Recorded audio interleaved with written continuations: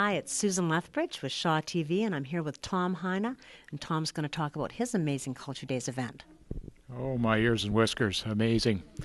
Anyway, a lot of people don't realize that Flin Flon is underlain mostly by volcanic rock, depending on where you go, and that the volcanic activity is directly tied into the formation of the massive sulfide deposits that basically are the reason Flin Flon's here. And the reason why HBMNS is here and all of that? Exactly. We've got some superb rock exposures. We've got virtually 100% exposure around the mine area, and that allows us to see a proper cross-section of the volcanic stratigraphy. Basically, how the layers are set up, and what we're looking at is a snapshot in time. So what we would be walking across is essentially maybe something that happened during a week 1.9 billion years ago. Well, that's pretty amazing, and I haven't been on your tour. Tell me what it's called and when it's going to be. When October 1st, if memory serves right, Saturday. That'll be a Saturday. And I've got a hard time reading the schedule, but I think it starts at either 10 or 11 o'clock, goes for an hour and a half.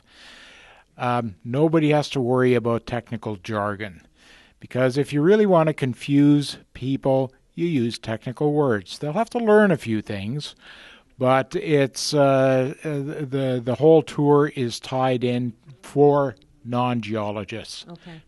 So someone like myself who doesn't understand all your fancy words will know exactly what you're talking about. And tell me again what it's called. Walking through a volcano. See, the rocks have been changed quite a bit in the 1.9 billion years since they were deposited. So they are no longer in their original position, and in fact they've been tilted about 45 degrees. Now, geologists have this preoccupation with trying to figure out which way is up. And by that I mean which way, what are the older rocks, and which are the younger rocks that were deposited on top of them. With the sequence that we have in Flin Flon, we've been able to figure out which way is up, and we can walk upwards through time through this volcanic sequence. The one thing that should be pointed out is that if you were here 1.9 billion years ago in a boat, you'd need a boat because all of this material was deposited underwater, probably at a depth of 1,000, 1,500, perhaps up to 2,500 meters. Fishing was really, really lousy here because there were no fish. All you had was a bit of blue-green algae floating around in the water. You would have needed breathing apparatus because there was only a small amount of free oxygen in the atmosphere at that time. Now, if you would have looked in the direction of Denair Beach, you might see a bit of smoke on the horizon because there was some volcanic activity that managed to get above sea level.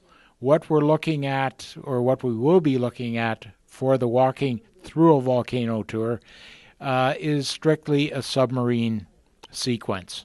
And I say we're walking through in a volcano because originally the rocks were horizontal.